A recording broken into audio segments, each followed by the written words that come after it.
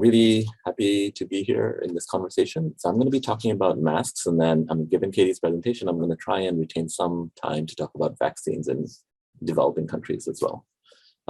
So please let me know if my slides aren't advancing for you. So on the title slide, because we have lots of researchers involved, so Jason Abelak, who's a health economist at Yale, is my closest collaborator. But we'll be talking about both how to get people to wear masks, so more akin to the type of approach that Katie was taking in behavior change. So that's the work that I guess Yale Economists led. But we'll also talk about whether mask wearing actually changes COVID-19 transmission. And that's work that researchers at Stanford Medical School led, lab by Steve Luby, who also works in Bangladesh for many years, that he was involved in. And then we'll talk a little bit about scaling. So the original research was Yale, Stanford, and Innovations for Poverty Action did a lot of the research implementation. But since then, we've moved towards sort of larger scale implementation as opposed to research. And so we picked up lots of partners in the process. I'll talk a little bit about that. So BRAC in Bangladesh is a key partner. Seva is a partner in India.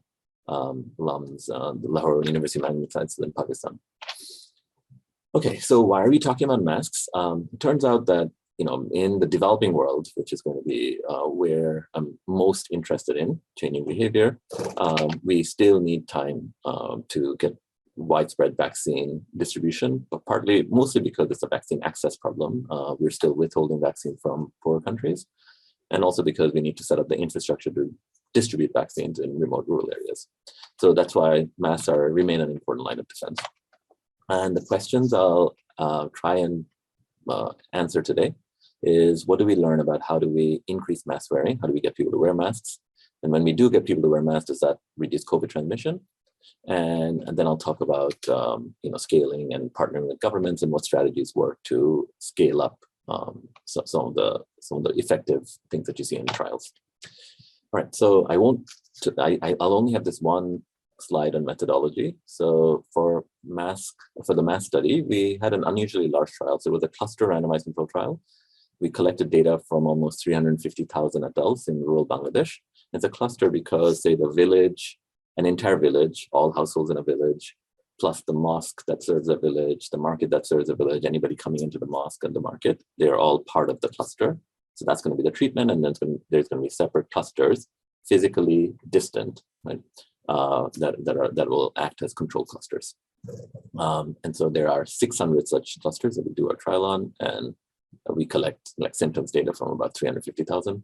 We also, given the large number of clusters, we could randomly assign cloth masks in certain areas and surgical masks in others. And the reason we needed such a large trial is because COVID was relatively rare at this time in rural Bangladesh. So, to detect changes in a rare outcome, we needed a very large trial. So that also meant that since we needed that data for the second stage, for the first stage on how to get people to wear masks, we were massively overpowered. So that gave us an opportunity to try out many different strategies. So we ended up, I haven't quite counted, we ended up with something akin to about 16 to 20 arm trials. Right? And now from Katie, I just learned a new phrase to explain trials like that. Okay, so what I'm going to jump to is, even though we tried 16 to 20 different strategies, I'm going to jump to the subset of strategies that formed our core intervention that seemed most effective. So we did a little bit of iterative experimentation, piloting back and forth to try and arrive at a core set that seems to increase mask wearing. And you have to do them. And one of the other things we learned from the piloting is that you have to do all four jointly. So number one is door-to-door distribution of masks. So we went to every household in the village and left masks with them. That's the no cost. And we're going to use the acronym NORM, norm, and I'll explain why in a second. So no cost mask distribution. And at the time that we distribute masks, we provide information. So we made little videos with some material translated from the WHO, but also the prime minister of the country, the director of the Imam Training Academy, kind of a national religious leader, as well as, most importantly, the best cricket player we've produced, Shakib Al Hasan. They all recorded videos for us that we showed here. And then the third thing is that some mosques are particularly high-risk transmission environment because people literally stand shoulder to shoulder, especially on Fridays, and get together at mosques. And so we wanted to do a secondary distribution of mosques as people were coming in, but that also gave us an opportunity to work with the imam, the village imam, and explain to him and his team why this is important, why we'd like him to endorse mask wearing and implement this at the mosque, right?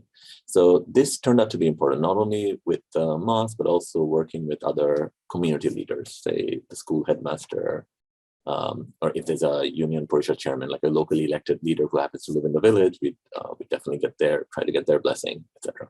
Okay? So that's the role modeling by leaders. Okay? So actually, in that piloting and sort of iterative experimentation, we tried all three of these things jointly. We saw increases in mask wearing, but not sufficiently large increases that would make us feel comfortable that we'd be powered to detect changes in COVID transmission. So then we added this fourth component that turned out to be really critical, which is what we call reinforcement. And the idea that you can't just distribute masks and leave the village altogether, right? You actually have to go back. So we hire locally when possible. These guys, we'll call them mask promoters. And so their job is to say, spend a couple of hours in the main street, and then in the tea stall or the grocery store in the village. And if people are walking around without masks, like going up to them and politely intercepting and saying, look, we distributed masks in every household in this village. We know you got one. Why don't you please put yours on? Or if you forgot it, could you go back home and get it? Or if that's inconvenient, then here's a replacement mask that you can have, but please don't forget it next time because we don't have too many of these, right? And this kind of awkward conversation seems to have made a big difference in that it kind of tripled our effect sizes. And okay, so overall, what was the effect? So in the control villages, proper mask wearing covering nose and mouth was at 13%, and that jumped to 42%. So it's about a tripling of mask usage. And the important thing was that the impact was sustained over 10 weeks and then even further. So this is what the data looked like on mask wearing. This is, say, the day that the masks are distributed. And then we continue tracking, and it's not that there's a novelty factor and then it quickly dissipates. So, and importantly, these last two data points are after all intervention activities end. So we kind of leave the village, but we continue tracking. There was a separate team, plainclothes people, who are using smartphones to just like track what's happening with mask wearing and social distancing, etc.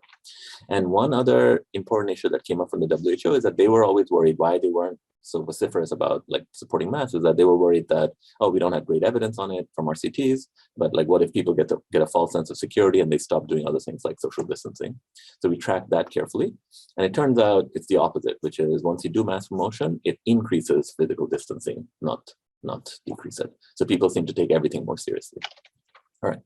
And then just a quick summary of there's a lot of other things that we tried. So similar to sort of Katie's approach, we scoured the literature in economics, psychology, marketing, etc., on what are the strategies that have proven to be successful in other places, right? So for example, some in the psychology literature told us that if you get people to make verbal commitments, they're more likely to follow through. So we tried that. It didn't really produce an effect in our case. Offering opportunities to signal to others. There was like vaccine trials in Sierra Leone that suggested that might have been important. It didn't prove to be useful here. Text message reminders in our case didn't prove to be useful, and that may speak to the sort of a question of external validity. So it turns out in Bangladesh, people are quite saturated by getting unsolicited text messages from a variety of like providers, and they may just choose to ignore them, right? But it is very cheap to do. So this is not to say that just because it didn't work in rural Bangladesh where people are saturated, that we shouldn't be trying it elsewhere, given that it's very cheap, right? And then from the economics literature, we've seen lots of evidence on incentives. Like for example, in sanitation, the Indian government provides not monetary, but like social rewards in the sense of like this. Describing a village as giving them a certificate that says this is an open defecation-free village to get proper sanitation encouraged. So we tried things like that. It didn't do much for us. All right. So bottom line results. So the first stage is mask usage went up by about 29 percentage points, and that is the intent to treat, right? That produces these intent to treat effects. Which is reporting of COVID symptoms goes down by about 11.5%. And then once, so how did we do the second stage? Once people report positive COVID symptoms, these are WHO-defined symptoms, then we prioritize them for blood collection. And then we do a seroprevalence survey, and we see a 9.5% reduction in symptomatic seropositivity. So we're only tracking symptomatic COVID cases here. We're not saying anything about asymptomatic COVID. And then we see important heterogeneity. So that's the overall effect across surgical and clot mass, but we see some important heterogeneity, which is that surgical masks give us much clearer evidence of COVID transmission. And the bottom line is that for people who are elderly, there's a 35% reduction in symptomatic seropositivity in the surgical mask villages. And this accords with the engineering data as well. We first, before launching the trial, we designed the mask, both cloth as well as surgical at Stanford. And we, with the cloth masks were higher quality than what you'd get in the US market, like triple layer interwoven fabric. Surgical masks also, good surgical masks, but locally produced and very cheap. So it costs now at scale when we're ordering, it costs us less than 5 cents. And we're seeing that, initially we saw, so these surgical masks start out at say 95% or 97% filtration efficiency. And whereas a good cloth mask starts out at about 40%, right? And the epidemiological data also suggests that these masks work better, but importantly, given environmental concerns, we were worried about people viewing these as one-time use. So we also did laboratory testing, wearing, washing, and then redoing the efficiency tests, filtration efficiency tests. We did up to 20 washes with the type of soap that people would use in rural South Asia. And even after 20 washes, they retain about 80% filtration efficiency, right? So the engineering data and the epi data say similar things. So since then, even before we publicized these results, the second stage results, when the crisis hit India back in April, we immediately went into sort of from research to kind of implementation and partnership mode to try and reach 100 million people. That was the goal we set in April. And that has actually now happened, and we're continuing the work. So most of the work has been happening in South Asia. And then in other countries where we work with governments, we collected data, and then we realized, for example, in Uruguay, that encouraging mask wearing is actually not necessary given the current rates of mask wearing plus vaccination rates, right? So in these 4 countries, I'll just point out some of the biggest gains. One was in Bangladesh, where the government gave us, along with BRAC, a very large NGO in the world, the largest NGO in the world, the responsibility of running exactly this program in about half the country to reach about 80 million people. So BRAC has been doing a tremendous job. So they take, I was trying to say, our trial size of 350,000 is impressive, but BRAC is actually reaching half the population of the country. And in Pakistan, we started working with the government. So especially the government of the city of Lahore was proved to be a key partner. Now, the nice thing is that every time we do another kind of replication, we learn, there's new innovations that come up. So for example, this is a city, not a rural area. And of course, mass promotion and the change, how you change social norms is going to be very different in a city than in a village. Right? So we're learning in the process. And the way we reached out to governments was basically we hired somebody on our team who had worked in the Gujarat state government for many years. And so his name is Gautam Patel, and he was very helpful in helping us think through, how do we present all this information that we have to government such that it can be actionable, right? So you basically take the government's decision-making process, we put all of our materials, including where to order masks, how to test for efficiency, et cetera, and you organize it in a way that a particular bureaucrat who needs to make that decision, right, can, and we made it publicly available and interactive this way. Okay. And then the final thing I'll say on scale up is that, when we went to Lahore, so here's some of the innovations we learned, right? Now you're in a city, right? So going door to door is of course expensive. So we started, so this is actually an envelope up here, right? So we started, we partnered with the governments, and this is the health minister for the state of Punjab in Pakistan. So this is her mailing the first envelope to the chief minister. So we put the mask and information in these envelopes and then use Pakistan Post to send it all out. And then we use people's electricity bills to try and target who are the people who are most likely to need masks. So now one thing that we learned is that providing the support to the government actually then opens up a lot of other opportunities. The government, we built some credibility with this government. I had not worked in Pakistan before this, right? But that now led us to now working on vaccinations. So I'll just stop in a minute just talking about what's happening with vaccinations. Now, in developing countries, the issue is a little bit different than the type of context that Katie is studying. Okay, the issue is, first of all, okay, people aren't getting, vaccination rates are very low. Okay, so once, the first thought might be, oh, maybe there's a lot of hesitation, vaccine hesitancy there. So we did that study. So and this is this I'm reporting from a paper we published in Nature Medicine, which is I collected data along with many collaborators across the world in standardized data in 15 different countries on vaccine hesitancy, the same question. So we had 13 countries in Africa, Asia, Latin America that are low and middle income. And then we had US and Russia as comparison points, right? And what you find is every single LMIC, in our 13 LMICs, vaccine hesitancy is lower, significantly lower than it is in the United States, and much, much lower than it is in Russia. Right? So the excuse that, say, Bourla, the Pfizer CEO, is using, where he just makes this claim recently that, oh, if we were to send it to Africa, there's too much hesitancy, it wouldn't work, right? It's just bullshit. People are actually much more eager, and these countries have a much more robust history of childhood immunizations, etc. Okay, so it's not about vaccine hesitancy. It is, of course, a lot about supply. Developing countries aren't getting the supply, so they've signed contracts, they've paid, but then at one point, India, forced an export ban on Serum Institute, which has been the biggest supplier, one of the biggest suppliers of vaccines. They also claim that the U.S. is not supplying the proper raw materials. Pfizer, Moderna, especially, has decided not to engage in the developing world at all. In fact, when they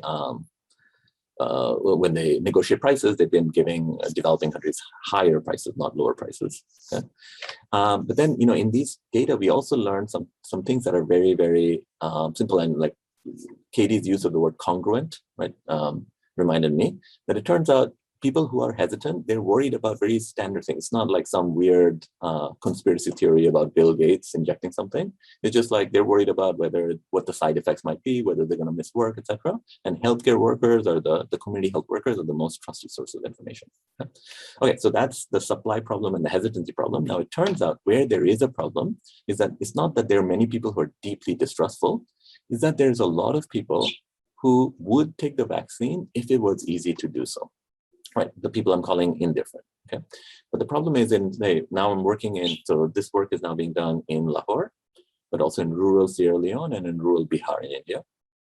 So it turns out, in Sierra Leone, if you want to take a vaccine, right, there are vaccines available in some towns around the country where there is cold storage. But for take a representative rural person, it would take them an entire day to get the vaccine. Okay? And even and the travel cost might be almost an entire day, which means that you'll probably have to stay overnight. Okay, you probably wouldn't get an appointment or a vaccine the exact same day, right? So we need to actually, the types of interventions that we are trying out that we need to do is actually really sort of simple, obvious ones. There's no clever social science innovation here, which is that let's just get vaccines to people. And so in Sierra Leone, we're doing it the idea is to send motorbikes with a nurse out to remote rural areas. In Bihar, we're doing it, and in Pakistan, in Bihar, it's about mobile vaccination clinics, like vans being sent out to rural areas. And in Pakistan, it's in Lahore, which is an urban area, setting up temporary vaccination centers in various neighborhoods. Okay, and then layering on top of that a few different interventions on social mobilization and messaging to get people to the vaccination centers and to their appointments. Okay, so let me stop there. Thank you very much for listening.